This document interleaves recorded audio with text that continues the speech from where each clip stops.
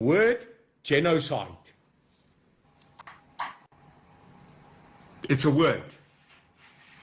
Now, if you've got Grok 3, AI, you've got Google, go Google it. The word genocide. Jacques, it doesn't matter what the word is. Genocide, mass murder, murder. It doesn't matter what the word is. What matters is that people are dying. So we get stuck. Ons het nou mekaar so moer toe gehardloop met genocide en af genocide en op genocide. Mense is besig om dood te gaan.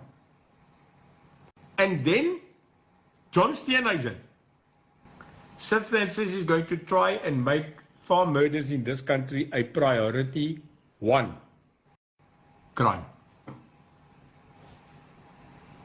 Anything?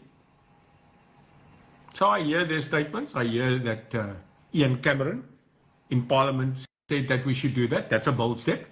He's one of the few on the opposition benches that I actually listen to, because he's not a politician. And he's the chairperson of the Police Portfolio Committee, and he asked that farm murders be declared number 1. But Jacques, that's paper. It remains paper.